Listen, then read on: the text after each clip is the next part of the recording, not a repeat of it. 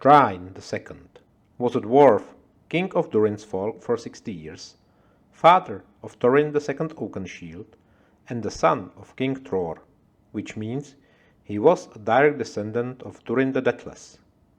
His name derives from Dvergetal, the Dwarven reckoning, meaning stubborn. THRÁIN was born in the Lonely Mountain. He was married and had 3 children, Thorin, Frerin, and Dís.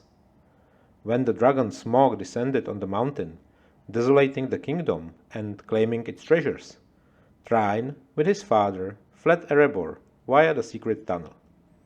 Together with his 3 children and the surviving dwarfs, they wandered south and west before finally settling in the hills of Dunland, in exile. There they remained in poverty for 20 years. The living in poverty took a toll on the mind of King Thror, rendering him restless and desperate. Therefore he set on a journey to reclaim the ancient home of his fathers, known for some time already as Moria. Before he departed, accompanied by a single companion, his old friend Nar, he gave his son THRÁIN the ring of power of their tribe, Durin's, one of the 7 dwarven rings, as well as the map of the Lonely Mountain and the key to the secret door to Erebor. Nar would return to their dwelling in Dunland many weeks later, alone. He had a story to tell, though, of what had become of their king.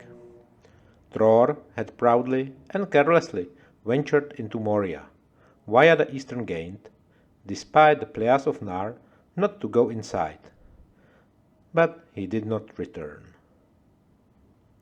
Nar had still been waiting for his king, when, days later, Azog the Orc revealed himself as Thror's murderer.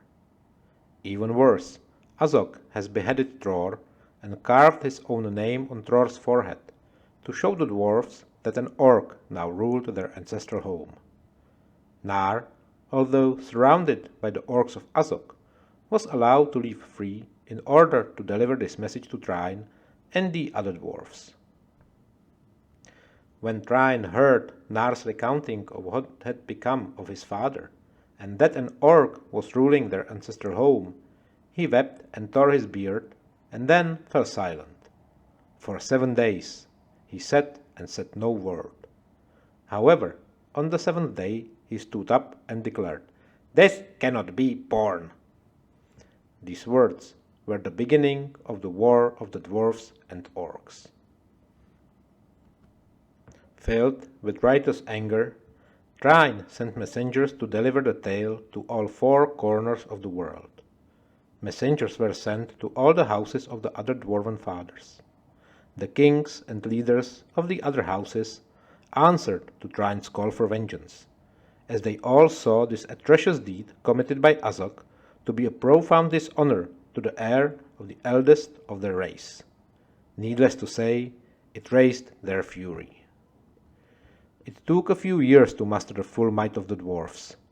The subsequent war, fought mostly in the dark tunnels and mines beneath the misty mountains, proved to be a costly encounter. One by one, the dwarfs assaulted the Orgholds, destroying even their great fortress in Mount Gundabad, and chased Azog the Desecrator. The war culminated in a climatic battle of Azanulbizar, which took place beneath the eastern gate of Moria in the valley of Dimril Dale. Heavy losses were inflicted on both sides. Frerin, THRÁIN's younger son, was among those that fell, together with THRÁIN's cousin Nain and Fundin, father of the future heroes Balin and Dwalin, to name only a few. THRÁIN himself had been wounded in the battle, suffering a grievous eye wound, and also was hit in the leg. The tide of the battle turned at last, when fresh reinforcements from the Iron Hills, under THRÁIN's uncle Gror, finally arrived. Realizing that his hordes were being annihilated and routed by the dwarfs, Azog turned and attempted to flee back inside Moria, but was slain by Dain Ironfoot at the gate, bringing about the end to the battle and to the war. The dwarfs suffered terrible losses, and were unable to bury all their fallen comrades properly in stone tombs. They had to burn them instead, cutting down all the trees in the valley to do so. To have burned a dwarf in a family tree had become something to be proud of. While Thráin wanted to continue the war and reclaim Moria, for the rest of the Dwarven tribes was Thror avenged and their mission completed. Moreover, all were tired with the long war and mourning their losses. Plus, Durin's Bane was still lurking inside Khazad Dûm, and it was not in the power of the dwarves to vanquish this foul demon.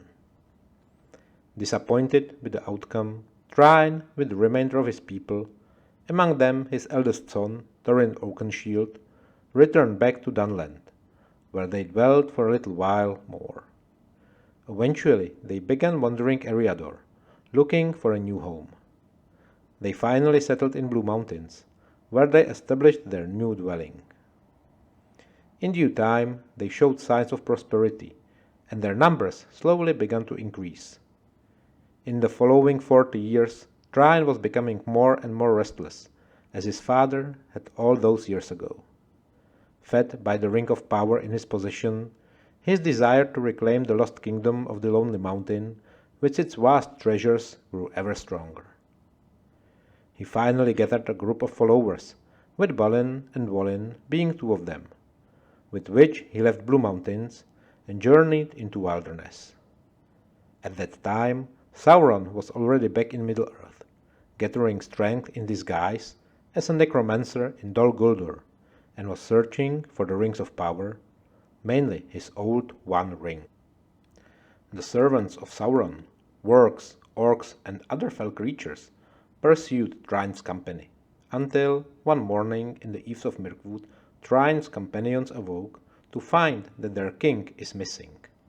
Although they all searched for him for days, it was all in vain, and the king would never be seen again by his kin. Thráin was captured by Sauron's agents and imprisoned in the pits of Dol Guldur, under Sauron's personal surveillance. There he was tortured, and his ring of power was taken from him. When there was nothing more Sauron could do to the poor wretched dwarf, he was left to die, chained to the wall in the darkest dungeon of the nightmarish fortress.